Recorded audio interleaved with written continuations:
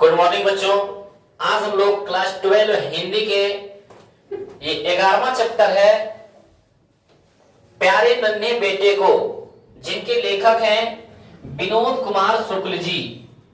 और आज हम लोग इस वीडियो में लेखक का परिचय, कविता का सारांश, सब्जेक्टिव ऑब्जेक्टिव सारा पढ़ने वाले हैं। यानी ये वीडियो कह सकते हैं वन शॉट वीडियो है, कहीं आप लोगों को जाने की जरूरी नहीं है। तो आज हम लोग इस वीडियो में देखते हैं कि प्यारे नन्हे बेटे को, ये जो है चैप्टर 11 है। अभी तक हम लोग 10 चैप्टर पढ़ चुके हैं और वो सब यदि आप लोग नहीं देखे हैं तो उसका लिंक डिस्क्रिप्शन बॉक्स में दिया जाएगा, आप लोग उस वीडियो को जाके देखें। और आज हम लोग क्वेश्चन नंबर 10 देखने वाले हैं। जो विनोद कुमार शुक्ल इनका लेखक है और इनका जन्म बोल रहा है तो 1 जनवरी 1937 को। बोल देगा कि प्यारे नन्हे बेटे को लेखक कौन है, तो विनोद कुमार शुक्ल। विनोद कुमार शुक्ल उनका जन्म कब हुआ है, तो 1 जनवरी 1937 को।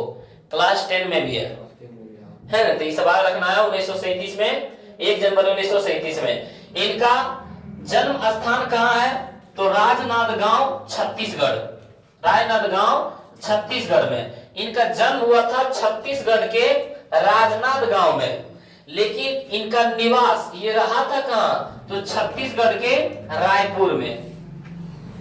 यानी राजनांदगांव में जन्म हुआ था, रायपुर में इनका निवास, यानी इनका ज्यादा अधिकतर समय कहां पे बीता था, रायपुर में। तो हम लोग क्या बोलेंगे कि प्यारे नन्हे बेटे को लेखक कौन है, विनोद कुमार शुक्ल। विनोद कुमार शुक्ल का जन्म कब हुआ है, तो 1 जनवरी 1937 को। इनका जन्म कहाँ हुआ है, तो राजनांदगांव छत्तीसगढ़ में, लेकिन इनका निवास स्थान कहाँ है, तो रायपुर छत्तीसगढ़ में। अगला देखते हैं कि इनकी वृत्ति क्या है, तो इंदिरा गांधी कृषि विश्वविद्यालय में एसोसिएट प्रोफेसर निराला सृजन पीठ में जून 1994 से जून 1996 तक अतिथि साहित्यकार रहे। यानी हम लोग बोल सकते हैं कि इनकी वृत्ति जो है इंदिरा विश्वविद्यालय, इंदिरा गांधी कृषि विश्वविद्यालय में क्या रहे थे, एसोसिएट प्रोफेसर रहे। बोल देगा कि एसोसिएट प्रोफेसर विनोद कुमार शुक्ल किस विश्वविद्यालय में रहे, तो इंदिरा गांधी कृषि विश्वविद्यालय में। और दूसरा में कि निराला सृजन पीठ में जून 1994 से जून 1996, यानी कह सकते हैं 2 साल तक ये अतिथि साहित्यकार के रूप में। बोल देगा कि अतिथि साहित्यकार के रूप में निराला सृजन पीठ में कब से कब तक रहा, तो 1994 से 1996 तक। या तो बोल देगा कि किसमें अतिथि साहित्यकार के रूप में विनोद कुमार शुक्ल रहे थे, तो निराला सृजन पीठ में। तो यहां से इसका ये ऑब्जेक्टिव निकल सकता है।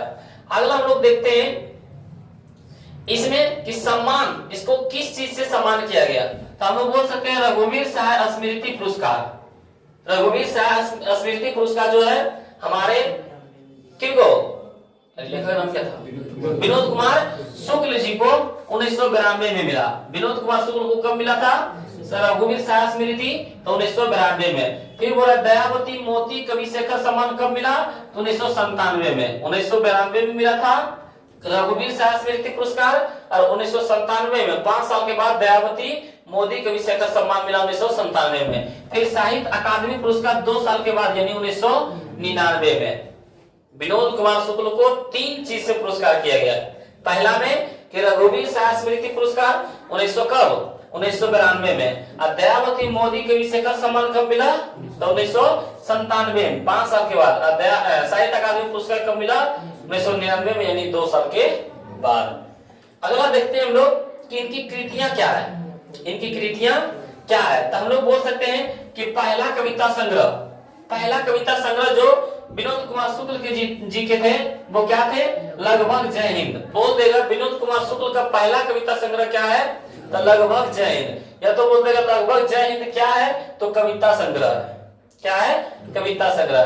फिर बोला जा रहा है कि पहचान सीरीज के अंतर्गत 1971 में प्रकाशित हुआ। ये जो कब प्रकाशित हुआ था, तो 1971 में। कौन, लगभग जय हिंद। फिर बोल रहा है वह एक आदमी नया गर्म कोट पहनकर चला गया विचार की तरफ। ये भी किनके द्वारा लिखा गया है, तो विनोद कुमार शुक्ल जी द्वारा। कब, तो 1981 में। फिर बोला सब कुछ होना बचा रहेगा। ये भी किनके द्वारा लिखा गया है? विनोद कुमार शुक्ल जी द्वारा 1992 में। फिर अतिरिक्त नहीं, ये भी किनके द्वारा लिखा गया है? तो विनोद कुमार शुक्ल जी द्वारा लिखा गया है, जो 2001 में। फिर वह सभी कविता संकलन, ये भी किनके द्वारा लिखा गया है? तो विनोद कुमार शुक्ल जी द्वारा। यानी हम लोग कह सकते हैं कि विनोद कुमार शुक्ल जी का पहला कविता संग्रह लगभग जय हिंद है। उसके बाद पहचान सीरीज के अंतर्गत कब प्रकाशित हुआ लगभग जय हिंद? 1971 में। फिर बोला जा रहा है कि वह आदमी नया गर्म कोट पहनकर चला गया विचार की तरह, ये भी किनके द्वारा लिखा गया है? विनोद कुमार शुक्ल जी द्वारा। कब? 1981 में। सब कुछ होना बचा रहेगा किनके द्वारा लिखा गया है? विनोद कुमार शुक्ल। कब? 1992 में। अतिरिक्त नहीं, ये भी किनके द्वारा लिखा गया है? विनोद कुमार शुक्ल जी द्वारा। कब? 2001 में। फिर बोला जा रहा है सभी कविता संकलन भी किनके द्वारा लिखा गया है? अब हम लोग देखते हैं नौकर की कमीज खिलेगा तो देखेंगे। फिर बोला दीवार में एक खिड़की रहती थी, ये सभी उपन्यास है, ये भी किनके द्वारा लिखा गया? विनोद कुमार शुक्ल जी द्वारा। लेकिन ये सब नौकर की कमीज खिलेगा तो देखेंगे, दीवार में एक खिड़की रहती थी, ये सब क्या है? ये सब उपन्यास है। बोल देगा नौकर की कमीज क्या है? उपन्यास। खिलेगा तो देखेंगे क्या है? उपन्यास। दीवार में एक खिड़की रहती थी क्या है? उपन्यास। ये सब क्या है? उपन्यास है। किनके द्वारा लिखा गया है? तो विनोद कुमार शुक्ल जी द्वारा। पेड़ पर कमरा और महाविद्यालय, ये सब कहानी संग्रह है। बोल देगा पेड़ पर कमरा किनके द्वारा लिखा गया है? तो विनोद कुमार शुक्ल जी द्वारा। महाविद्यालय भी विनोद कुमार शुक्ल जी द्वारा। लेकिन ये है क्या? एक कहानी संग्रह है, जिसमें कहानी को संग्रहित करके लिखते हैं। तो यहाँ पे हम लोग ये जो हम लोग कविता पढ़ रहे किससे लिया गया है? तो ये इससे लिया गया था, नौकर की कमीज से शायद। नहीं, ये नहीं है। पेड़ पर कमला आगे तक लिखा होगा। आगे बोला विशेष। विशेष क्या है? उपन्यासों का कई भारतीय भाषा में अनुवाद किया था। बोला जो इतावली भाषा में। ये किस भाषा में अनुवाद करते थे? इतावली भाषा में। और इनकी कविताएं एक कहानी संग्रह पेड़ पर कमरा है। कविता संग्रह क्या है? पेड़ पर कमरा है ना? कहाँ है? पेड़ पर कमरा भी किनका लिखा गया है? यहां से बोल देगा कि जो पेड़ पर कमरा है ये भी किनके द्वारा लिखा गया है? तो ये भी हमारे विनोद कुमार शुक्ल जी द्वारा लिखा गया। वही बोला पेड़ पर कमरा का अनुवाद हो चुका है। नौकर की कमीज उपन्यास पर मनी कौल द्वारा फिल्म का निर्माण किया गया। बोल देगा कि विनोद कुमार शुक्ल जी का कौन सा ऐसा उपन्यास है जिन पर फिल्म बनाया गया? तो वह नौकर की कमीज है। और नौकर की कमीज पर कौन व्यक्ति है कि जो फिल्म बनाया था? तो मनी कौल एक व्यक्ति के नाम था, वही ने इन नौकर की कमीज जो विनोद कुमार शुक्ल जी का उपन्यास था, इसी पर क्या बनाए थे? फिल्म बनाए थे। इसी पर क्या बनाए थे? फिल्म बनाए थे। वही बोला कि फिल्म का निर्माण किया गया। अगला हम लोग के पास आता क्या है? अब हम लोग के पास आता है ये कविता, जो प्यारे नन्हे बेटे को आज हम लोग कविता पढ़ रहे हैं। इसमें किसके बारे में बताया गया है? वो आज हम लोग इस कविता के बारे में क्या है? पढ़ते हैं। अभी तक हम लोग लेखक का परिचय पढ़ रहे थे। हमारे पास बोला जा रहा है कि प्यारे नन्हे बेटे को कंधे पर बैठा मैं दादा से बड़ा हो गया सुनाया। होता है हम लोग के बचपन में, जब दादाजी या पिताजी के कंधे पर बैठते हैं तो सबसे लगता है कि बड़ा हम ही है। सबसे बड़ा क्या है? बच्चा को अनुभव होता है कि सबसे बड़ा कौन होता है? मैं ही हूं। भाई बोल रहा है कि प्यारे नन्हे बेटे को कंधे पर बैठा, जब पिताजी या दादाजी के कंधे पर बैठता है तो वही बोला यहाँ दादा है कि मैं दादा से बड़ा हो गया हूँ। जब दादा के कंधे पर बैठता है तो उसको कैसा अनुभव होता है कि मैं दादाजी से भी क्या हूँ? बड़ा हो गया हूँ। सुनना यह सुनाई पड़ता है। ये क्या है? सब सुनाई पड़ता है। उसके बाद जब आता है घर दादाजी, तब फिर बोलता है कि प्यारी बिटिया से पूछूंगा। यहाँ पे अभी क्या है? जो बेटा था, और बेटा जब कंधे पर बैठता है दादाजी का तो वो कैसा अनुभव करता है कि मैं दादाजी से भी क्या हो गया हूँ? बड़ा हो गया हूँ। लेकिन बोल रहा है अपने घर आने पर बोल रहा है कि मैं प्यारी बिटिया से पूछूंगा बताओ आसपास कहाँ कहाँ लोहा है। जब घर आए दादाजी तब प्यारी बिटिया से क्या पूछेंगे कि कहाँ कहाँ है, बताओ लोहा कहाँ कहाँ है। सोचता होगा कि इस कविता में लोहा के बारे में चर्चा क्यों किया गया है। आगे हम बताएंगे कि लोहा के बारे में इस कविता में चर्चा क्यों किया गया है। तो यहाँ पे बोला जा रहा है कि प्यारी बिटिया से पूछूंगा बताओ आसपास कहाँ कहाँ लोहा है। बोला है चिमटा करकुल सिगड़ी शमसी दरवाजे की सौकल कब्जे खिला दरवाजे में धंसा हुआ। खिला दरवाजे में धसा हुआ, वह बोलेगी झटपट। वह क्या है? बोलेगी झटपट। बोल रहा है प्यारी बिटिया से जब हम पूछूंगा कि बताओ लोहा कहाँ कहाँ है, तो बिटिया को क्या सामान है? खाना बनाने में जितना सामान है वही देखेगा, जो घर में वही देखेगा। तो वही बोल रहा है, वो बिटिया क्या बोलेगा? चिमटा, क्योंकि खाना बनाती है लड़की, चिमटा बताएगा। करकुल, सिगड़ी, समसी, दरवाजे की सौकल, कब्जे, खिला दरवाजे में धसा हुआ जिसको काटी बोलते हैं, वह बोलेगी झटपट। इतना तुरंत बोल देगी। उसके बाद ये कौन बता रहा है? याद रखना आप लोगों को, आप लोगों को याद रखना है, सब्जेक्टिव में क्वेश्चन आएगा कि बिटिया झटपट से लोहा किसकी किसकी पहचान कर पाती है। तो किसकी किसकी पहचान कर पाती है? तो चिमटा, करकुल, सिगड़ी, समसी, दरवाजे की सौकल, कब्जे, खिला दरवाजे में धसा हुआ, वह बोलेगी झटपट। इतना पहले बार में बोला। क्या क्या बोला? हम लोग बोलेंगे चिमटा, करकुल, सिगड़ी, समसी, दरवाजे की सौकल और कब्जे, खिला दरवाजे में धसा हुआ। इतना क्या बोला? झटपट बोला। उसके बाद फिर देखते हैं कि रुककर वह याद करेगी। फिर रुकी और सोची कहां कहां फिर लोहा है। वो क्या है? सोची फिर बिटिया रुक के, इतना बोल दिया। इतना क्या है? बोल के रुक गई और वही बोल रहा है, रुक कर वह फिर याद करेगी। एक तार लोहे का लंबा लकड़ी के, हम लोग के घर पे होता है ना, हम लोग घर पे जब हम लोग कपड़े को सुखाते हैं तो दो खंभा रहता है, एक तार को इधर से बांध देते हैं, एक तार को इधर से बांध देते हैं। इस पर क्या है? कपड़ा को क्या सूखने के लिए हम लोग क्या है मतलब उसका यूज करते हैं। तो वही बोल रहा है कि रुककर वह फिर याद करेगी। एक तार लोहे का लंबा लकड़ी के दोनों खंभों पर तना बंधा हुआ बाहर सूख रही, जिस पर भैया की गीली चड्डी। यहाँ पे बताया जा रहा है कि कपड़ा जिस पर दो खंभा होता है और खंभे के बीच में जो हम लोग बहुत सी जगह क्या है? रस्सी का यूज करता है, लेकिन बहुत सी जगह क्या है? लोहे का टंगा रहता है। वही बोल रहा है कि इतना बोल देगा कि क्या है? समसी है, सिगड़ी है, सौकल है, ये सब बता देगा और बोलेगा, वह रुक के बोलेगा कि जिस पर कपड़ा हम लोग सुखाते हैं, सूखने के लिए प्रयोग करते हैं, जो दो खंभों के बीच में होता है, वो भी क्या होता है? लोहा का ही होता है। फिर एक सेफ्टी पिन, साइकिल पूरी, जो सेफ्टी पिन भी होता है वो भी क्या होता है? लोहा का ही होता है। वो भी क्या होता है? लोहा का। साइकिल पूरी, और पूरी साइकिल भी क्या होती है?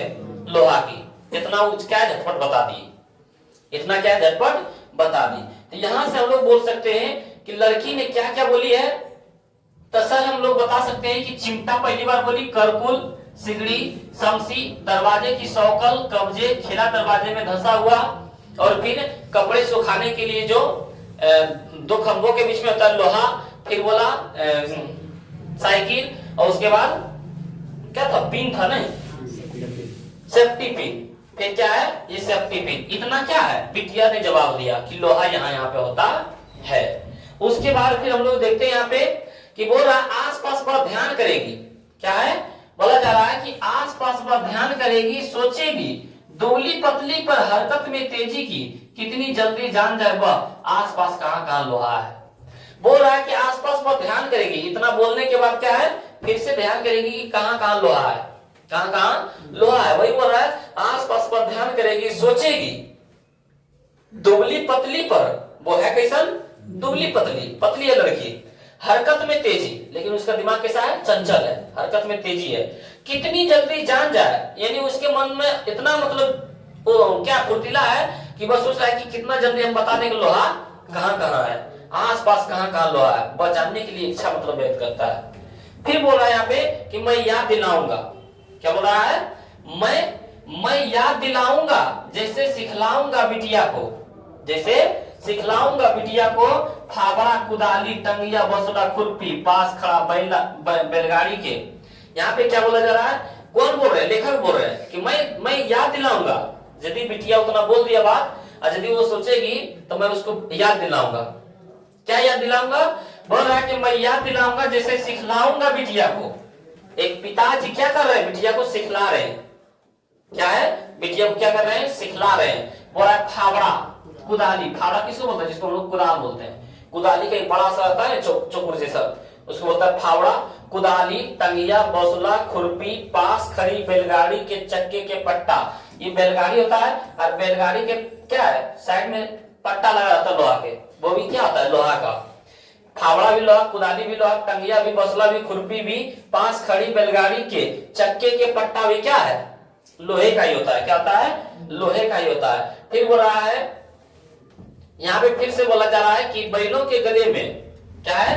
बैलों के गले में कांसे की घंटी की अंदर लोहे की गोली, जो क्या टन टन करते रहता है। कांसे का होता है घंटी, और घंटी के अंदर क्या है? एक लोहा होता है, वही ना आवाज करता है। तो वही बोल रहा है, मैं याद दिलाऊंगा जैसे उसको सिखलाऊंगा कि फावड़ा, कुदाली, टंगिया, बसला, खुरपी, 5 खड़ी बैलगाड़ी के चक्के के पट्टा, बैलों के गले में कांसे की घंटी के अंदर लोहे की गोली। इतना क्या है? किसने बताया? पिताजी ने। इतना लेखक जी ने बताया। क्या क्या बताए?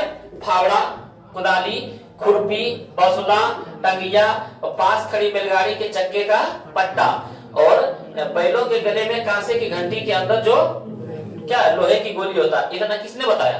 पिताजी ने। क्योंकि लड़की ये कुदाल, बसुला के बारे में उतना जानकारी नहीं होता है, क्योंकि लड़की बताया जो घर में जो खाना बनाने वाला आता है। तो वही बोल रहा है, पिताजी सिखलाएंगे क्या क्या? फावड़ा, कुदाली, टंगिया, बसुला, खुरपी, 5 खड़ी बैलगाड़ी के चक्के का पट्टा, बैलों के गले में कांसे की घंटी के अंदर लोहे की गोली। फिर यहाँ पे बताया जा रहा कि फिर याद दिलाएगी जैसे समझाएगी बिटिया को। पत्नी, अभी कौन है? पत्नी, यानी लेखक के पत्नी। बोल रहा है कि लेखक यानी बिटिया की माँ बोल रहा है कि पत्नी याद दिलाएगी जैसे समझाएगी। यहाँ पे देखो बोल देगा कि बिटिया की माँ समझाती है, लेकिन लेखक क्या है? बतलाते हैं। देखो यहाँ ये क्या है? जो पत्नी है वो पत्नी जो है क्या कर रही है? समझाती है। अब देखना समझाने में, और यहाँ पे देखो क्या लिखा है? यहाँ पे सिखलाने में। एक पिता क्या कर रहे हैं? सिखला रहे हैं। सिखलाना और समझाना में क्या अंतर है? सिखलाना और समझाना में, सिखलाना यानी कहना है कि उसके बारे में नहीं जानता, मतलब उसके बारे में क्या है? नहीं जानता है, उसको बता रहे हैं, उसको कोई नया वस्तु के बारे में क्या है? बता रहे हैं। और सिखलाना, ये तो सिखलाना हो गया ना, सिखा रहे हैं मतलब क्या कर रहे हैं? उसके बारे में तुमको जानकारी नहीं है। और समझा रहे हैं, एक पत्नी क्या कर रही है? एक पत्नी क्या कर रही है? समझा रही है। और समझाना मतलब समझता है कि तुम उसके बारे में जानता है लेकिन सही ढंग से नहीं जानता है, उसको और अच्छा तरह से समझा देना, उसको क्या कहलाता है? समझाना। तो वही बोल रहा है, पत्नी याद दिलाएगी जैसे समझाएगी बिटिया को। क्या समझाएगी? बोलेगा जैसे देखो, बाल्टी सामने कुआं में लगी लोहे की घिरनी। बाल्टी भी क्या है? लोहे का है। सामने कुएं में लगी घिरनी। हम लोग को पहले में क्या आता था? इस तरह कुआं आता था, होता था ना, और यहाँ पे इस तरह घिरनी लगा रहता है। इस तरह क्या है? घिरनी लगा रहता है। यहाँ पे इस तरह घिरनी लगा रहता है, और यही सब लोग क्या रस्सी को खींचते थे, अब पानी निकलता था। ये जो लोहे की घिरनी है वो भी है, ये जो क्या है? हम लोग पानी निकालने के लिए घिरनी होता था, वे भी क्या होता था? लोहे की होता था। वही बोल रहा है कि बाल्टी सामने कुएं में लगी लोहे की घिरनी, छत्ते की काली डंटी, जो छत्ते में हम लोग पंखा को क्या है? लटकाते हैं, इस तरह का लोहा का होता है, वो भी क्या होता है? लोहा का। वही बोला छत्ते की काली डंटी, और घमेला, घमेला जिसको हम लोग बोलते हैं हथौड़ी जी, घमेला, हंसिया, चाकू, और भिलाई वाला डीला, जगह जगह लोहे की टीला। बोल रहा है कि माँ ने, अपनी बोल देगा माँ ने क्या क्या उसको मतलब समझाया है? तो माँ ने समझाया है कि बाल्टी जो है वो भी लोहे का है, सामने कुएं में जो लगा घिरनी है वो भी क्या है? लोहा का है। फिर छत्ते की काली डंडी भी लोहे का है। फिर घमेला, फिर हंसिया, पता है आलू भी काटने के लिए हंसुआ, हंसिया, फिर चाकू भी लोहे का होता है, और भिलाई वाला टीला, जगह जगह लोहे की टीला। भिलाई में क्या बनता है? लोहे। जिस प्रकार हम लोग का यहाँ मट्टी का क्या है? ढेर लगा रहता है, टीला रहता है, उसी तरह भिलाई में क्या है? लोहे की टीला होता है, हर जगह लोहे निकलता है। तो वही बोल रहा है कि इतना तो लोहा समझ गया ने, यहाँ तक कि भिलाई वाला टीला में जगह जगह लोहे के क्या है? टीले। ये किसने बताया? माँ ने। उसके बाद बोल रहा है इसी तरह, क्या बोल रहा है? इसी तरह घर भर मिलकर धीरे धीरे सोच सोच कर एक साथ ढूंढूंगा कहाँ कहाँ लोहा है। इसी तरह बोला सबको मिलके एक साथ ढूंढेंगे कि कहाँ कहाँ लोहा है। पहले बिटिया बताई, उसके बाद पिताजी ने उसको क्या बताया, फिर उसकी माँ ने। तो वही बोला इस तरह घर भर मिलकर धीरे धीरे सोच सोच कर एक साथ ढूंढूंगा कहाँ कहाँ लोहा है। आगे बोला इस घटना से उस घटना तक, इस घटना से उस घटना को मतलब समझता है, यानी जिस बिटिया से पूछ रहा था तो बिटिया उस समय बचपना था। क्या था? बचपना था। लेकिन अब बिटिया क्या है? विवाह करने योग्य हो गया। क्या है? विवाह करने योग्य हो गया। वही बोला इस घटना से उस घटना तक, इस घटना से उस घटना तक की हर वो आदमी जो मेहनत कश लोहा है। हाँ, अब यहाँ से क्वेश्चन आता है कि सर इस कविता में लोहा के बारे में क्यों पढ़ रहे हैं? लोहा जल्दी पिघलता नहीं है, वो मजबूती का प्रतीक है, वो मजबूत है। ऐसा कोई भी ऐसा चीज है कि जो अपनी जिंदगी में लोहा का यूज नहीं हुआ होगा? लोहा के बिना हम लोग चल सकते हैं?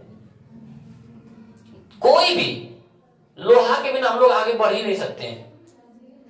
तो इसलिए बोला गया कि जितना लोहा जरूरी है, जितना मजबूत होता है, उसी प्रकार वह व्यक्ति भी लोहे के समान होता है। कौन व्यक्ति? बोल रहा है कि जो व्यक्ति अपने बेटी को बचपन से लेकर विवाह तक क्या है सोचता है, मजबूरी है। वही बोला इस घटना से उस घटना तक की हर वो आदमी जो मेहनत कश लोहा है, जो मेहनत करता है, वो भी किसके समान है?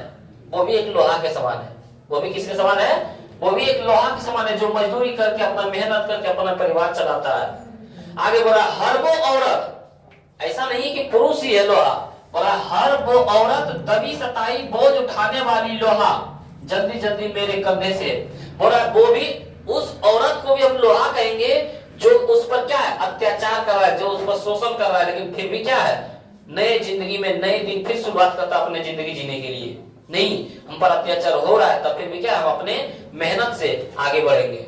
उस भी औरत को हम क्या कर सकते हैं? लोहा कर सकते हैं। वही बोल रहा है हर वो औरत दबी सताई, जिस पर दबाया जा रहा है, समाज उसको सता रहा है, उस पर शोषण कर रहा है, अत्याचार कर रहा है, बोझ उठाने वाली, तब फिर भी क्या वो अगले दिन सुबह होकर फिर अपने नई ताजगी से क्या अपना परिवार चलाने के लिए कोशिश करता है, वो भी क्या है? लोहा है। फिर बोला जल्दी जल्दी मेरे कंधे से, क्या बोला है? जल्दी जल्दी मेरे कंधे से ऊंचा हो लड़का, क्या है? जल्दी जल्दी मेरे कंधे से ऊंचा हो लड़का, लड़की का हो दुल्हा प्यारा, उस घटना से उस घटना तक की हर वो आदमी जो मेहनत कश लोहा है। आजकल क्या है, बहुत ही दुआ से सारे भगवान के पास पत्थर के पास जाके लड़का को मांगता है। क्यों? ताकि लड़का पैदा हो और हमारे कंधे से थोड़ा सा ऊपर हो जाए तो मेरा दुख ढोने वाला एक पैदा क्या है हो गया, एक औलाद पैदा हो गया। इसलिए क्या है सभी लोग मन्नत से मांगता है कि हमको क्या हो, बेटा हो। वही बोल रहा है कि जल्दी जल्दी मेरे कंधे से ऊंचा हो लड़का। माँ बाप का मतलब ज्यादा टेंशन कब तक होता है? जब तक उसका पुत्र कमाने लायक ना हो जाए, यानी उसके लेवल में ना हो जाए। भाई पिता बोल रहा है कि लड़का मेरे कंधे तो हो जाएगा ना, तो उसका टेंशन नहीं लेना है, अपने कमा खा लेगा। और दूसरा बात का टेंशन होता है जब किसी के घर में बेटी हो और उसका शादी ब्याह ना हो। मान लेना कि 5 साल के बाद बिटिया देखना किसी के घर में शादी होगा ना, 5 साल पहले सोचने लगता है नहीं मन दुनिया की शादी होने वाला, पैसा खर्चा नहीं करो, पैसा रखवा जो के, ताकि अच्छे घर में क्या है घर बार अच्छा से शादी कर सके। ये दो जगह उसके गार्जियन को टेंशन रहता है। तो वही बोल रहा है जल्दी जल्दी मेरे कंधे से ऊंचा हो लड़का, और लड़की का हो दुल्हा प्यारा, उसका उस घटना तक की हर वो आदमी जो मेहनत कर रहा है। जो पिताजी अपने बेटे को कंधे तक करता है, और जो पिताजी अपने बेटिया को घर भर यानी शादी विवाह करता है, वो भी एक लोहा के समान है। वो भी बहुत मेहनत करता है, वो भी क्या है बहुत मेहनत करता है। ऐसा नहीं है कि मान लो बोलता है ना आजकल के हम लोग घर समाज में बोलते हैं कि घर बार अच्छा मिलेगा तब ना शादी करेंगे, यानी बोला घर बार, घर मतलब तो घर हो गया, बर मतलब लड़का, मतलब दोनों होना चाहिए सही। ऐसा नहीं मान लो घर ही है तो लड़का बदमाश है, कैसा करेगा? मान लो लड़का ही सही है उसके पास घर नहीं है, कोई नहीं करता है। तो लड़का का जिंदगी में होने के लिए क्या है घर भी अच्छा होना चाहिए और बर भी होना अच्छा चाहिए, यानी दोनों होना चाहिए। वही बोल रहा है कि जो व्यक्ति इतना करता है वो क्या है, वो भी मेहनत कश क्या है लोहा ही है। आगे बोल रहा है वो भी क्या है मेहनत कश लोहा है। हर वो औरत दबी सताई बोझ उठाने वाली लोहा है। जो औरत अत्याचार कर रहा है, जिस औरत पर अत्याचार कर रहा है, जिसका शोषण कर रहा है, समाज उस पर दबाया जा रहा है, वो भी अगले दिन उठकर क्या है अपने परिवार के साथ चलता है। वो भी औरत क्या है वो लोहा की समान है, वो क्या है लोहा का ही समान है। तो ये आप लोगों का क्या था, ये ऑब्जेक्टिव है, ये इसका कविता का सारांश था। इस कविता में पढ़ने से हम लोग को यही सीख मिलता है कि एक व्यक्ति जो होता है वो भी क्या है एक लोहा का समान होता है, क्योंकि हर एक व्यक्ति एक लोहे की तरह मजबूत से क्या है खड़ी रहता है, क्योंकि वह भी एक मजदूरी करके ही अपना पूरा परिवार चलाता है। तो आज हम लोग इसका हम लोग देखते हैं फिर सब्जेक्टिव और ऑब्जेक्टिव देखते हैं। हम लोग देखते हैं इसका सब्जेक्टिव प्यारे नन्हे बेटे को। प्यारे नन्हे बेटे में सब्जेक्टिव क्या है कि बिटिया से क्या सवाल किया गया। क्या है क्वेश्चन हमारे पास कि बिटिया से क्या सवाल किया गया। तो हम लोग बोलेंगे कि कवि ने बिटिया से सवाल किया कि कहां कहां लोहा है, कहां कहां लोहा है। तो लेखक जो थे बिटिया से क्या सवाल किए थे कि बताओ कहां कहां लोहा है, और कवि अपनी बिटिया से जानना चाहता है कि लोहा कहां कहां वर्तमान में है। तो यहाँ क्वेश्चन था कि कवि मतलब कवि ने बिटिया से क्या सवाल किया है। तो क्या सवाल किया था कि कवि ने बिटिया से सवाल किया कि लोहा कहां कहां है, लोहा कहां कहां है। उसके बाद कवि अपनी बिटिया से जानना चाहता है कि लोहा कहां कहां वर्तमान में है। ये सवाल किए थे कौन, तो लेखक ने। किससे, तो अपनी बिटिया से। उसके बाद हम लोग अगला क्वेश्चन देखते हैं कि बिटिया कहां कहां लोहा पहचान पाती है। बिटिया से जब पूछा गया बताओ कहां कहां लोहा है, तो बिटिया कहां कहां पहचान पाती है। तो बिटिया ने कुछ जवाब दिया है कि बिटिया अपने आसपास में उपस्थित लोहे को पहचान पाती है, यानी उसके अगल बगल में आसपास में जितने भी लोहे के वस्तुएं थे वो पहचान पाती है। बिटिया की समक्ष से चिमटा, करछुल, कढ़ाई, सनसी, दरवाजे की सिकरी, कब्जा, पेंच आदि में क्या है, लोहा है। ये सब बिटिया पहचान पाती है। और इसके अतिरिक्त सेफ्टी पिन, इसके अतिरिक्त क्या था, सेफ्टी पिन साइकिल तथा कपड़े सुखाने वाले तार में भी क्या है, लोहा पाती है। तो इतना बिटिया क्या है, अपने आप बताती है। बिटिया क्या है, अपने से बताती है कि कहां कहां पे लोहा है। तो बताती है कि बिटिया समक्ष में, बिटिया की समक्ष में, बिटिया के समझदार से बिटिया के अनुसार चिमटा में लोहा है, करछुल में लोहा है, कढ़ाई, सरसी, दरवाजे की सिकरी, कब्जा, उसके बाद बोला पेंच आदि में क्या है, सब में लोहा है। और इसके अतिरिक्त सेफ्टी पिन में भी, साइकिल में भी, और कपड़े सुखाने के लिए जो तार होता है वो भी क्या चीज का है, लोहा है। इतना बिटिया क्या है, अपने से बताती है। उसके बाद अगला क्वेश्चन आता है हम लोग के पास कि कवि लोहे की पहचान किस रूप में कराते हैं। कवि जो है वो लोहे की पहचान किस रूप में कराते हैं। तो हम लोग बोलेंगे कि यही पहचान उनकी पत्नी किस रूप में कराती है। क्वेश्चन मेरा यहाँ तक है। क्वेश्चन है कि कवि लोहे की पहचान किस रूप में कराते हैं और यही पहचान उनकी पत्नी किस रूप में कराती है। यहाँ तक क्वेश्चन है। आंसर हमारा उत्तर यहाँ से है। बोला कवि तथा उनकी पत्नी ने अलग अलग रूप में लोहे की पहचान कराई है। दोनों एक ही वस्तुओं को पहचान करवाए हैं नहीं। पिताजी उनके जो थे अलग पहचान करवाए थे और उनके माताजी जो थे अलग पहचान करवाए थे।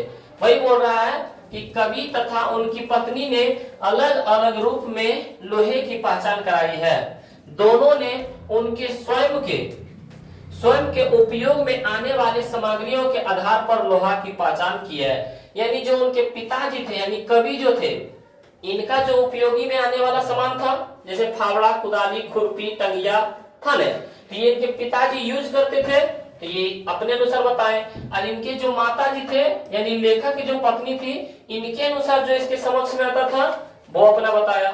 जैसे क्या बताया था कि कुएं पर लगे घिर्री, बाल्टी, ये सब क्या है, लोहे के अनुसार।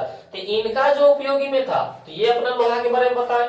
कवि के अनुसार में जो था वो अपना लोहा के बारे में बताए। तो यहाँ से बोल सकते हैं कि कवि तथा उनकी पत्नी ने अलग अलग रूप में क्या है, लोहे की पहचान कराई है। दोनों ने उनके स्वयं के उपयोग में आने वाली सामग्रियों के आधार पर क्या है, लोहा की पहचान की है। पर कवि लोहे की पहचान अपने आसपास, कवि लोहे की पहचान अपने आसपास की वस्तुओं जैसे फावड़ा, कुदाली, खुरपी, बैलों के गले में लगे घंटी से कराते हैं। और किसे कराते हैं, तो बैलगाड़ी के चक्के के पट्टा में था, ये भी हम लोग लिख सकते हैं। तथा उनकी पत्नी बाल्टी से करवाते हैं, क्योंकि एक माता के लिए ज्यादा आसपास लोहा कहाँ देखेगी, बाल्टी में, चाकू में, कुएं में लगी घिरनी से, हंसुआ भी था। तो ये सबसे क्या है, इनकी माताजी यानी लेखक के पत्नी करवाते हैं। और लेखक किसे करवाते हैं, फावड़ा, कुदाली, खुरपी, बैलों के गले में लगे घंटी, वो किसके था? कांसे का था, और उसमें जो घंटी था वो लोहे का था। और फिर यहाँ से बोल सकते हैं कि बैलगाड़ी के चक्के में लगा पट्टा भी क्या था? लोहा का था। वो किसने मतलब उसके बारे में बताया? तो उनके पिताजी ने यानी लेखक ने। और उनकी माता यानी लेखक के पत्नी ने बाल्टी में बोला लोहा है, चाकू में भी लोहा है, कुएं में लगे घिरी जो क्या है पानी निकालने के लिए होता है, और चाकू से भी क्या था, फिर हंसुआ से भी क्या था, ये सब उनकी क्या थे? माता जी करवाए। तो वही यहाँ पे क्वेश्चन हमारे पास है कि कवि लोहे की पहचान किस रूप में कराते हैं? तो फावड़ा, कुदाली, खुरपी, टंगिया, बैल के लगे घंटे में क्या है, घंटे में जो लोहा आता है ये करवाते हैं। लेकिन उनकी पत्नी किसे करवाते हैं? बाल्टी से, कुएं में लगे घिरनी से, चाकू से और हंसुआ से करवाते हैं। तो ये अपने अपने अनुसार क्या है, जो जो इनका उपयोगी में था वो बताया। अगला क्वेश्चन देखते हैं हम लोग कि लोहा क्या है, इसकी खोज क्यों की जा रही है? हम लोग क्या बोलेंगे? लोहा क्या है? तो लोहा शक्ति का प्रतीक है, लोहा मजबूती का प्रतीक है। फिर बोल रहा है कि लोहा एक धातु है। लोहा क्या है? धातु है जो स्वयं शक्तिशाली होता है। सोचो कि बोला इसकी खोज क्यों की जा रही है? लोहा के बिना हम लोग कोई भी ऐसा काम है कर सकते हैं? प्लास्टिक का भी सामान, मान लो कि हम लोग सर प्लास्टिक का सामान यूज करेंगे, प्लास्टिक सामान बनता कैसे है? मशीन से। मशीन है क्या? लोहा का। कोई भी ऐसा चीज है कि बिना लोहा का हम लोग कर सकते हैं? इसलिए क्या है, हम लोगों के जीवन में बहुत आवश्यक है लोहा। तो वही यहाँ है कि लोहा क्या है? तो लोहा शक्ति का प्रतीक है। और लोहा क्या है? धातु है जो स्वयं शक्तिशाली होता है। वो खुद क्या है? शक्तिशाली होता है। तथा मेहनत कश लोगों को, मेहनत कश यानी जो मजदूरी करता है, मेहनत कश लोगों भी क्या है? शक्ति प्रदान करता है। बोल रहा है कि जिस प्रकार लोहा शक्तिशाली होता है उसी प्रकार मेहनत कश लोगों जो मजदूरी करके अपना मेहनत करके अपना परिवार चलाते हैं, मेहनत कश लोगों क्या है? मेहनत कश लोगों को भी क्या है? शक्ति प्रदान करता है। इसकी खोज इसलिए की जा रही है क्योंकि लोहा की उपयोगिता जो उसकी अपार शक्ति में निहित है, हमारी जिंदगी और संबंधों से क्या है? मिल गया है। हमारी जिंदगी में ऐसा है कि बिना लोहा का हम लोग कुछ कर सकते हैं? नहीं कर सकते हैं। यानी जिस प्रकार लोहा मजबूती का प्रतीक है, उसी प्रकार जो मेहनत कश लोग हैं वो भी किनका प्रतीक है? शक्ति का प्रदान करता है, जिनके कारण दोनों के बीच में संबंध क्या है? मिल गया है। इसलिए हम लोग क्या है? लोहा का खोज करते हैं। इसलिए क्या है? हम लोग लोहा का खोज करते हैं। अगला क्वेश्चन है, इस घटना से उस घटना तक यहाँ किन घटनाओं की चर्चा है? तो हम लोग क्या बोलेंगे कि इन घटना, या तो यहाँ से बोल सकते हैं इस घटना से उस घटना तक के तात्पर्य बेटी को सिखलाने से ढूंढने तक, बेटी को सिखलाने से ढूंढने तक का अंतराल है। यानी बच्चा बेटिया जब छोटी थी तो क्या है? उसको सिखलाया गया, उसको क्या किया गया? सिखलाया गया। और कब तक? जब तक उसका विवाह न हुआ तब तक। पढ़ाए थे ना सारांश, कविता का सारांश पढ़ाए थे। तो वही बोल रहा है इस घटना से उस घटना तक के तात्पर्य बेटी को सिखलाने से ढूंढने तक का अंतराल है, यानी उनके बीच के जीवन का है। और बच्ची के छोटे से लेकर बड़े हो जाने तथा लड़की के लिए उपयुक्त वर ढूंढना, वर यानी लड़का ढूंढना, शादी कर देना। फिर बोल रहा है शादी करने की कल्पना कवि कर रहा है। यानी एक माता पिता के लिए जो लड़की होता है कब तक टेंशन बना रहता है? जब तक उनका विवाह न हो जाए। और उसके बाद एक बेटा के लिए कब तक? जब पिता के कंधे के बराबर न हो जाए तब तक क्या है? एक पिता को टेंशन रहता है अपने बेटे के लिए। जब तक वो पिता के कंधे के बराबर न होता है तब तक क्या है? वो नादान होता है। यानी हम लोग कह सकते हैं कि बेटा जब पिता के कंधे के बराबर आ जाता है तो वो अपना निर्णय खुद लेने लगता है। तो वही बोल रहा है इस घटना से उस घटना तक। तो बोलेंगे हम लोग कि इस घटना से उस घटना तक के तात्पर्य क्या है? बेटी को सिखलाने से ढूंढने तक का अंतराल है। और बच्ची के छोटे से लेकर बड़े हो जाने तथा लड़की के लिए उपयुक्त वर ढूंढकर शादी, क्या बोलेंगे हम लोग? शादी करने की कल्पना कवि कर रहा है। इसीलिए बोल रहा है इस घटना से उस घटना तक। जिससे क्या है? यहाँ पे फिर क्वेश्चन है कि जिससे उससे जिंदगी और मानवीय संबंधी की क्या है? सच्ची समझ हो सके। यानी उसका विवाह जब होता है तभी वह मानवीय संबंधों को क्या है? सच्ची समझ पाता है। अगला क्वेश्चन है, बिटिया को पिता सिखलाते हैं तो माँ समझाती है, ऐसा क्यों? ऑब्जेक्टिव में आएगा कि बिटिया को पिता सिखलाते हैं या तो बोल देगा बिटिया को पिता क्या करते हैं, सिखलाते हैं, लेकिन माँ जो है वो समझाती है ना। सिखलाना और समझाना में क्या अंतर है? सिखलाना मतलब समझाए थे कि कोई वस्तु उसके बारे में जानकारी ना हो, और जब कोई व्यक्ति उसको बताता है तब क्या कहलाता है? सिखलाना। और समझाना क्या कहलाता है? मतलब कोई व्यक्ति उस वस्तु के बारे में थोड़ा बहुत जानता है और उसके बारे में कोई बताता है तो और अच्छी तरह से समझ में आता है, उसी को बोलते हैं समझाना। तो एक पिता क्या करते हैं कि कोई वस्तु के बारे में सिखलाते हैं, लेकिन माता कोई वस्तु के बारे में समझाती है। भाई बोल रहा है ऐसा क्यों? हम लोग बोलेंगे बिटिया पिता को सिखलाते नहीं, बिटिया को, यहाँ है ना, बिटिया को पिता सिखलाते हैं, बोले कि बिटिया को पिता सिखलाते हैं, पिता सिखलाते हैं बिटिया को, तो बिटिया को पिता सिखलाते हैं तथा माँ समझाती है। माँ क्या करती है? समझाती है। इन प्रसंग में दोनों की भूमिका स्पष्ट है ना। फावड़ा कुदाली के बारे में लड़की सुना जानती है, खुरपीरी, ये सब टंगिया के बारे में तो पिताजी बताते हैं, यानी उसको सिखला रहे हैं, लेकिन माँ क्या करती है? समझाती है कि ये देखो बाल्टी है, लोहा का है, ये देखो कुएं में लगा घिरनी है, ये क्या है? लोहा का है। तो बिटिया उतना जानती थी लेकिन आग नहीं था, तो भाई उसके बारे में समझा रही है।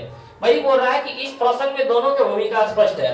प्रायः देखा जाता है कि पिता द्वारा अपने बच्चों को सिखलाया जाता है, पिता द्वारा अपने बच्चों को क्या किया जाता है? सिखलाया जाता है। फिर बोल रहा है कि किसी कार्य को करने की, क्या लिखा हुआ है? सीख दी जाती है, सीख दी जाती है। पिता क्या है? किसी कार्य को करने की क्या है?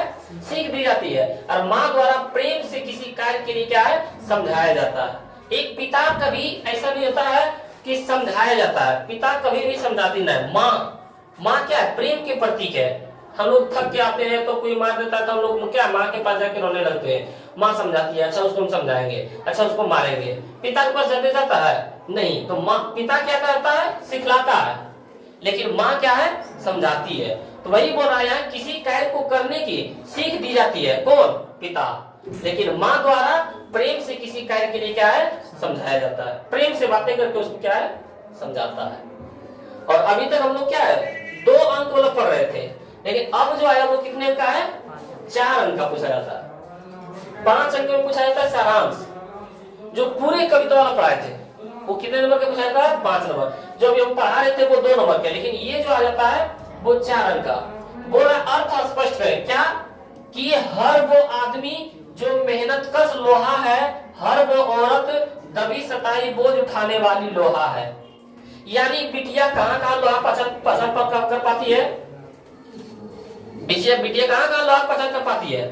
तो हम लोग बोलेंगे कि कुदाली, खिड़की, कुदाली या तो खुरपी या तो टंगिया, हंसुआ, बैल के गले में लगे घंटी होता है ना, या तो फिर बैलगाड़ी के लगे चक्के में पट्टा, और क्या बोल सकते हैं कि कुएं में लगा घिर्री, बाल्टी, चाकू, हंसुआ, ये सब पहचान पाता है। लेकिन बोलता है वो आदमी को भी हम लोहा कहेंगे जो मेहनत कश है, जो मेहनत कर रहा है। वो औरत को भी हम लोहा के समान मानेंगे। कौन औरत को?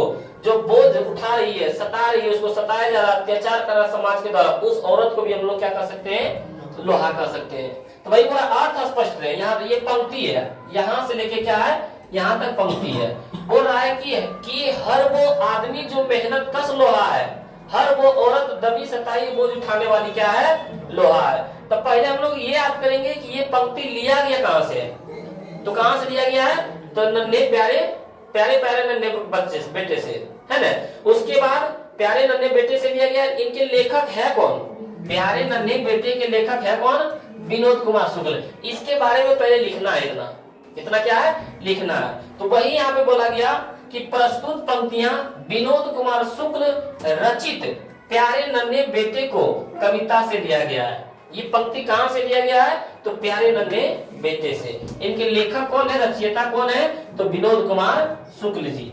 अब इसके बारे में अर्थ लिखना है, लिया गया है। उसके बाद हम लोग यहाँ से अर्थ वाला बोलेंगे कि जो कि उनकी काव्य संग्रह वह आदमी नया गर्म कोट पहनकर चला गया विचार की तरफ से लिया गया। ये जो प्यारे नन्हे बेटे है ये कहाँ से लिया गया? तो यहाँ से लिया गया। देखो, वह आदमी नया गर्म कोट पहनकर चला गया विचार की तरफ, इतना बड़ा शीर्षक है। किनका? काव्य संग्रह का। ये काव्य संग्रह से लिया गया। बोल देगा कि वह आदमी नया गर्म कोट पहनकर चला गया विचार की तरह, क्या है? तो काव्य संग्रह। और उससे क्या लिया गया? प्यारे नन्हे बेटे को। बोल देगा कि प्यारे नन्हे बेटे को कहां से लिया गया है? तो वह आदमी नया गर्म कोट पहनकर चला गया कहां? विचार की तरह से लिया गया है। कवि ने इस काव्य के माध्यम से बताया गया है कि लोहा, क्या हम लोग बोलेंगे? लोहा कदम कदम पर और एक गृहस्थ में सर्वव्याप्त है। लोहा ऐसा है कि हम लोग में काम नहीं आता है, कदम कदम पर आने वाला क्या है? एक काम है। और गृहिणी में, घर के कार्य करने में भी क्या है? वो सर्वव्यापी है, यानी सभी जगह काम आता है। लोहा क्या है? सभी जगह काम आने वाला है। उसके बाद फिर बोला जा रहा है कि इस पंक्ति के माध्यम से लेखक कहते हैं कि हर एक औरत जो दबी सताई उठाने वाली परिश्रमी है, वह लोहे के समान क्या है? कठोर और उपयोगी है। जो औरत पर दबी मतलब दबाया जा रहा है, अत्याचार किया जा रहा है, शोषण कर रहा है, तब फिर भी क्या है? वो औरत सुबह उठ के फिर अपने परिवार को देखभाल करता है और अपना काम पूरा करता है। उस औरत को भी हम लोग क्या कर सकते हैं? लोहे के समान कर सकते हैं। उस औरत को भी क्या है? लोहे के समान कर सकते हैं। तथा फिर बोला जा रहा है यहाँ पे कि तथा सबको प्रिय है। लोहा अपनी उपयोगिता तथा कठोरता के कारण सबको प्रिय होता है। लोहा क्या है? लोहा का ज्यादा उपयोग होता है और वो कठोर होता है, मजबूत होता है, शक्ति होता है, इसलिए सबको क्या है? प्रिय है। सबके लिए क्या है? प्रिय है। ये आपका क्या है? कितने नंबर में पूछा जाता है? 4 नंबर में पूछा जाता है। 2 को रहता है कहां से? कविता से। 2 कहां से रहता है? कविता से। और फिर 2 को रहता है कहां से? कहानी से। जिसमें से 4 को रहता है, हमारा टोटल कितना रहता है? 4। जिसमें से जवाब देना कितना होता है? 2। तो यदि हम लोग क्या है? कविता में 2 को हम लोग कहानी से समझ लेते हैं, 5 नंबर क्या अच्छा से हम लोग प्राप्त कर सकते हैं। आइए हम लोग इसका ऑब्जेक्टिव देखते हैं और ऑब्जेक्टिव देखते हैं कि इसका कितना हम लोग जवाब दे पाते हैं। यदि आप लोग क्या है? इसका कहानी का सारांश, लेखक परिचय और सब्जेक्टिव पढ़े होंगे तो क्या आसानी से हम लोग जवाब दे सकते हैं। एक बार हम लोग देख लेते हैं इसको सम्मान क्या मिला। रघुवीर सहाय स्मृति सम्मान 1992 में, दयावती मोदी कवि शेखर सम्मान 1997 में, साहित्य अकादमी पुरस्कार 1999 में। आइए इसका हम लोग ऑब्जेक्टिव देखते हैं।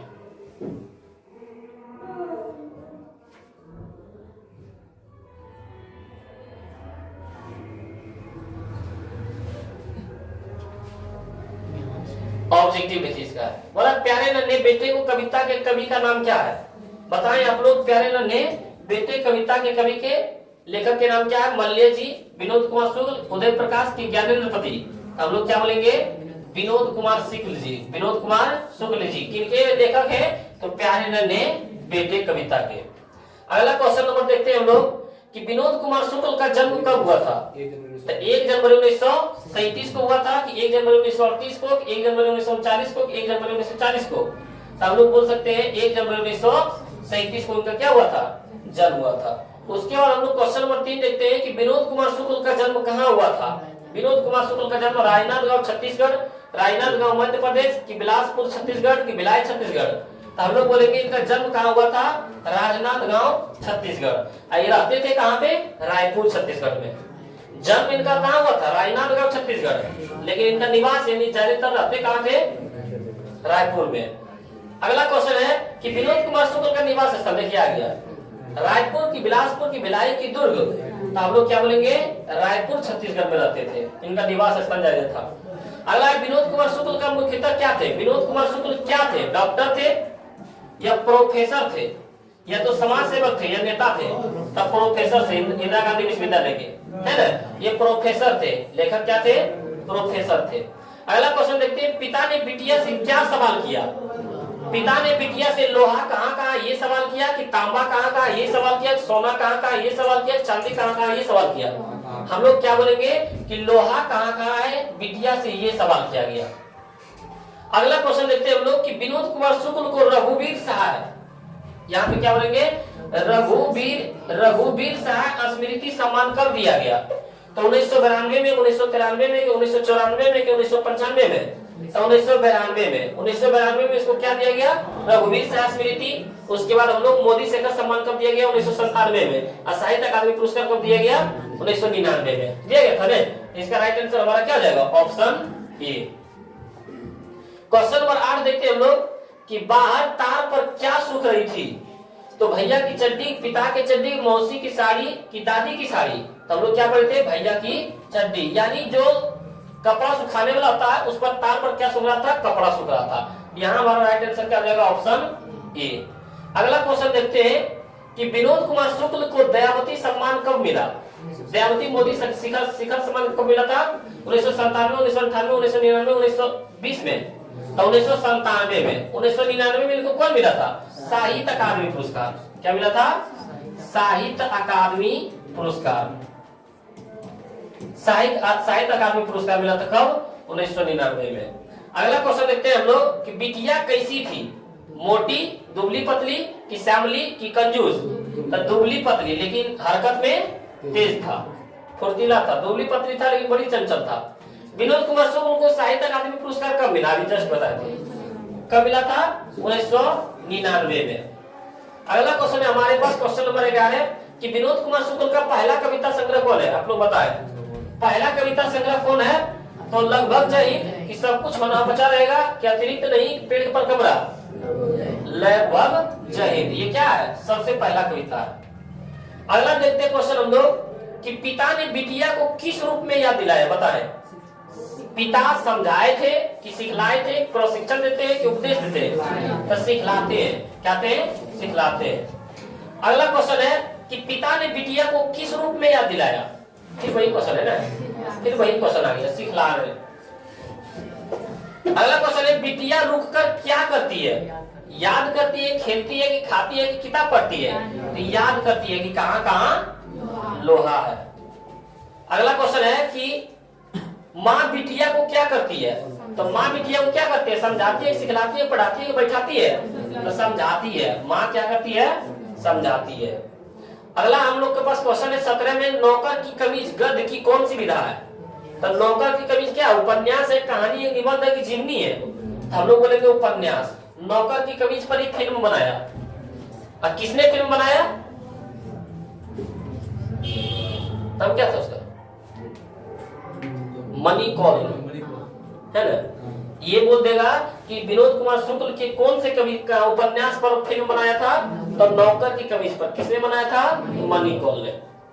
अगला क्वेश्चन है क्वेश्चन नंबर 18 देखते हैं कि विनोद कुमार शुक्ल के किस उपन्यास पर फिल्म बनी? अभी जस्ट बताते हैं किस उपन्यास पर। नौकर की कमीज की खिलेगा तो देखेंगे दीवार में खिड़की रहती थी, कि महाविद्यालय? यहाँ महाविद्यालय होगा। तो यहाँ पे हम लोग क्या बोलेंगे? नौकर की कमीज पर क्या फिल्म बनाया? किसने? मनी कॉल ने। अगला क्वेश्चन है हम लोग के पास कि प्यारे नन्हे बेटे को कविता में किस लोहा उत्पादक केंद्र की बात की है, या कहाँ उत्पादन होता था? भिलाई में, कि टाटा में, कि टिस्कोन में, कि दुर्गापुर में? दुर्गापुर में होगा ना, दुर्गापुर में। कहाँ, इसके बारे में कहाँ की चर्चा बताया गया? भिलाई में, टाटा में, टिस्कोन में, दुर्गापुर में? तो भिलाई के बारे में बोला था ना, भिलाई के बड़ा टीला में क्या है? लोहे का क्या है? टीला है। क्वेश्चन नंबर देखो 20 नंबर। क्वेश्चन नंबर 20 क्या है? पेड़ पर कमरा नामक कहानी संग्रह का अनुवाद किस भाषा में किया गया? तो पेड़ पर कमरा किस भाषा में किया गया था? अंग्रेजी में, कि जर्मन में, कि इतावली में, कि फ्रेंच में? इतावली में किया। किस भाषा में किया था? इतावली भाषा में। क्वेश्चन नंबर 21 हमारे पास अतिरिक्त नहीं क्या है? अतिरिक्त नहीं क्या है? वो कविता है, कहानी है, उपन्यास है, निबंध है? तो कविता है। अतिरिक्त नहीं क्या? कविता है ना, शायद कविता ही देख लेते हैं। अतिरिक्त नहीं क्या है? ये कहानी ही होगा।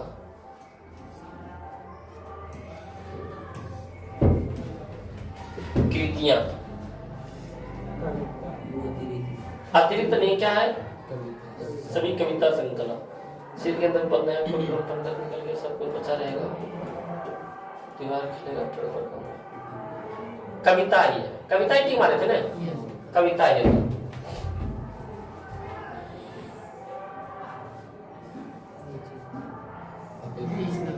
ना चलो अतिरिक्त नहीं है क्या है? ये कविता ही है। क्या है? कविता है। अगला क्वेश्चन हम लोग के पास है कि कवि के कंधे पर बैठा उसका पुत्र स्वयं को किससे बड़ा समझते हैं? समझने लगे। स्वयं को किससे बड़ा समझने लगे? तो दादाजी से। जब हम लोग क्या बचपन में अपने दादाजी के कंधे पर बैठते तो बोलते हैं ना दादाजी आपसे भी बड़ा हो गए, तो किससे बात समझते थे? दादाजी से। अगला क्वेश्चन है कि विनोद कुमार शुक्ल ने बेटे को कहां बैठाया? माथे पर की गोद में, कंधे पर की कुर्सी पर? तो कंधे पर बैठाए थे। कहां पर बैठाए थे? कंधे पर। उसके बाद अगला क्वेश्चन देखते हैं 26 की कैसी औरत लोहा है? कौन से औरत को लोहा कहेंगे? तो दबी सताई कि उन्मुक्त घूमने वाली की सुंदर रूप वाली की मधुर भाषा बोलने वाली? दबी सताई बोझ उठाने वाली को क्या बोलते हैं हम लोग? ऐसी औरत को हम लोग लोहा बोलते हैं। आगे बढ़े, कवि किससे पूछूंगा? कवि किससे पूछता है? बेटे से। तब बेटे तो कंधे पर बैठा था, बेटे से नहीं पूछता, बेटी से। किससे पूछता है? बेटी से पूछते हैं। क्या पूछते हैं? कि लोहा कहाँ कहाँ है। क्वेश्चन नंबर देखते हैं 28 कि प्यारे नन्हे बेटे को कविता में बैल के गले में कैसी घंटी है? कैसी घंटी है? कांसे की, चांदी की, सोने की, लोहे की? कांसे की। गोली का लोहा के। मालूम हो रहा है कि प्यारे नन्हे बेटे को कविता में बैल के गले में कैसी घंटी थी? कांसे की। और उसका जो गोली टन टन आवाज करता है वो कैसा था? लोहा का। यहाँ लोहा तो ऑप्शन है ही नहीं। घंटी है वो। बोल रहा है यहाँ पे हम लोग का जो घंटी था वो उसमें थोड़ी बोला, यहाँ पे क्या जाएगा? कांसे। आगे बोला बिटिया कैसे, क्या लिखा है? अच्छा, बिटिया कैसे बोलेगी? बिटिया कैसे बोलेगी? धीरे धीरे जोर से झटपट की मुस्कुराते हुए, तो झटपट बोलेगी। कैसे बोलेगी? झटपट। आगे बोला विनोद कुमार शुक्ल का निवास स्थान कहाँ है? तो विनोद कुमार शुक्ल का निवास स्थान उत्तर प्रदेश की रायपुर, छत्तीसगढ़, बिहार की पंजाब? रायपुर, छत्तीसगढ़, यही है ना। अगला क्वेश्चन देखते हैं हम लोग। अभी तक हम लोग 30 प्रश्न दे दिए जवाब। ऐसा ये भी नहीं होगा कि 30 में से एक गलत होगा। 31 बोला है प्यारे नन्हे बेटे को कविता में लोहा किसका प्रतीक है? नमक का, मशीन का, कि कर्म का? क्या रह गया? कि धर्म का? तो नमक का तो नहीं है, मशीन का भी नहीं है, धर्म का भी नहीं है। कर्म, कर्म यानी जो मजदूरी करते हैं, जो हम लोग के पास मेहनत होता है, उसी ने बोलते हैं। अगला क्वेश्चन की पत्नी याद दिलाएगी, जैसे समझाएगी बिटिया को कि बाल्टी सामने कुएं में लगी घिरली, किस कविता की रचना है? अच्छा, ये सब बात कहाँ से लिया गया? जयप्रकाश प्रसाद से, जयशंकर प्रसाद से, किनके द्वारा लिखा गया? जयशंकर प्रसाद की, ज्ञानपति की, जयसी कि विनोद कुमार शुक्ल? हमारा हो जाएगा विनोद कुमार शुक्ल जी। अगला क्वेश्चन है कि मेहनत कश और औरत को कवि ने किस रूप में देखा है? सोना, लोहा, पत्थर की लकड़ी? लोहा के रूप में देखा है। किस रूप में देखा है? लोहा के रूप में। अगला क्वेश्चन है कि कौन सी कृति विनोद कुमार शुक्ल की नहीं है? तो सब कुछ होना बचा रहेगा, ये तो है। वो आदमी नया गर्म कोट पहनकर चला गया एक विचार की तरह, ये भी है। नौकर की कमी, ये भी है। लेकिन औसाद बिना क्या है? ये नहीं है। यानी राइट आंसर हो जाएगा मेरा डी, कि वह कौन सी कृति विनोद कुमार शुक्ल की नहीं है? तो ये जवाब क्या आ जाएगा? शुक्ल हो जाएगा यहाँ। तो ऑप्शन हमारा डी। अगला क्वेश्चन है नहीं है। तो ये हम लोग के पास कितना क्वेश्चन था? 34 क्वेश्चन था। और 34 में से आप लोगों से आशा है कि 34 में से 34 जवाब दे दिए होंगे। ये क्या है? हम लोग का आज 11वां चैप्टर है। चैप्टर 11 है ना? 11 चैप्टर समाप्त हो चुका है। इसमें कितना चैप्टर है टोटल? 13 चैप्टर। यानी हम लोगों का अभी 2 चैप्टर मात्र कविता में बचा हुआ है। 2 चैप्टर यानी 2 दिन में हम लोग का समाप्त हो जाएगा। मिलते हैं हम लोग अगले वीडियो में।